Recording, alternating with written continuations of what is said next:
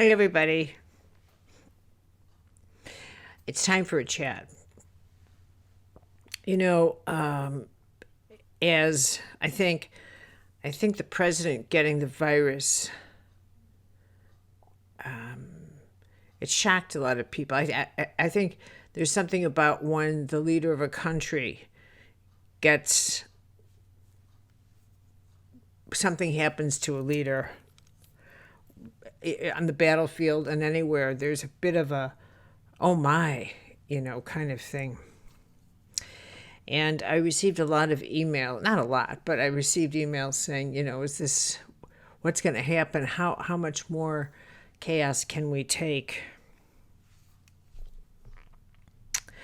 And so, I've been thinking about that, and and I did the Phoenix series on this whole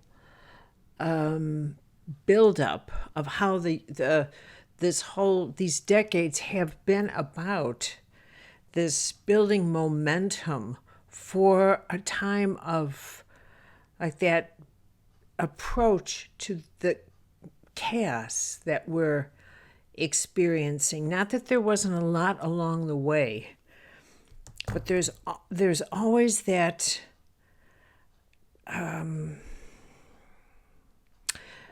that time when all the points of all the currents of chaos come together, and there's that rupturing, those events that kind of rupture and explode and move everything into that next level, that next era, that next.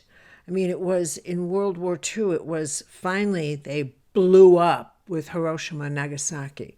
They got the bomb. They got us into that next level, and it maybe wasn't the way a lot of people would have preferred to enter the nuclear age, but that's what did it. And then things calmed down. On one level. They appeared to calm down, if you will. This chaos that's building, it's not just political chaos. This isn't just about the election. You could think it was, but it's not. And the electing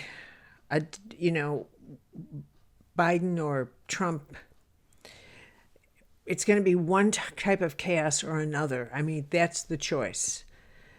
I prefer one over the other, but the fact is both are going to, because of chaotic momentum, change has been initiated. That's what's true. That's what you have to see, is that the society, and it's not just ours, but every level of life has said, look, we have to change. The environment is screaming for change. The animal kingdom is screaming for change. The air is screaming. The trees say, stop, we can't burn anymore. There isn't any part of life. The oceans are saying, no more pollution in here. What is not screaming for change? It's not about politics. It's about the survival and balance of life. And so, yes, there's going to be a lot of chaos ahead. But how we have to look at it through wisdom is, what kind of chaos do we want? The kind that happens when you're rebuilding or building anew, or the kind when you are fighting what has to happen? When you are, like what Buddha says, the kind of suffering that happens when you are fighting the inevitable, or the kind of pain that happens when you realize it's time to let go of this. It's time to let go of this because this has to happen. It's like when you realize it's time to clean out and let go of things you've held on to for a long time, but they just don't fit anymore, and you're moving and they won't all fit into your new space, so you have to let go of all the books you've collected, which is like tearing skin off of me to let go of books. I mean, it's like tearing skin off of me. I have held on to books as the first thing I could hold when I was a little child. And so for me to let go of a book is like tearing skin off of me. But I can't take books everywhere I go. And there comes a time when I have to just, all right, I will part with 200 of them. Yeah, I'll do it, I will. And it's shattering for me. It's shattering. They're friends, and I've read them all. And but there it is. So there's suffering and there's pain, but there's always chaos. We will never not have that. Never. And we're going to have all the more because change is faster and faster and faster. And if you look at what is inevitable, it is that we are going into a global community, and that's inevitable. That's inevitable. Our technology is taking us there. Our travel is taking us there. We've already arrived there. We have to cooperate with. We have to become far more. Look at our bodies. Look at the way our bodies work. Our bodies have become a global community. In order for your health to thrive, you cannot have sovereign organs. You cannot have you can't go to a doctor that says, I'm going to give you medicine for your heart, but it's going to blow your kidneys out. But your heart runs your body. It's your sovereign organ. And if it doesn't like those organs, it'll just blow them out of the body. You can't do that. You can't run like that anymore. You can't nuke your own organs. The same template in your micro earth has to be the template with which we approach the macro earth.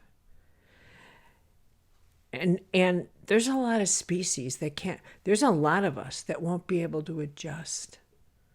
Maybe that's why God made reincarnation. It's like, you don't get it this time, you'll get it next time.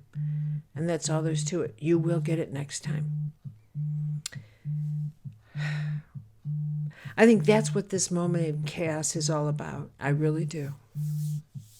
And I don't think it's the easiest thing for us. But I do think, what a time to be alive. What a spectacular time to be alive. What an outrageous time. And in this time, I think part of it is that the way we even understand the heavens is changing.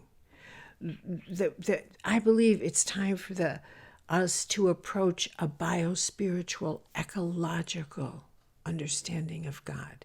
Even that is coming into the fore.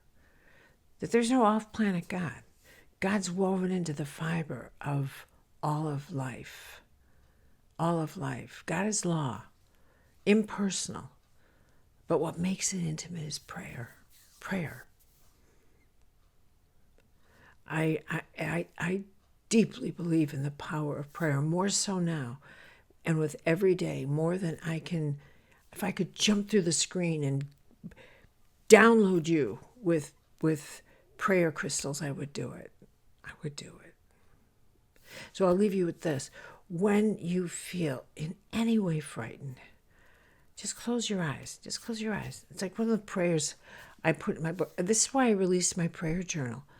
It's time to pray like you're crazy. Just say, look, I need you here. I need you fast. I don't even know where you are. Just get here and give me some grace. And really pray like this. You take the night shift. I take the day shift. And when I get up, solve my problems during the night. Because honestly, it's giving me a headache. And go to sleep. That's how you pray. I can't take these headaches. I have too many problems. I'm going to sleep. You figure it out. That's how you pray. With complete trust and abandon. Honestly, it works. really, it works. Just have faith. Thank you, everybody. Thank you. All my love to you.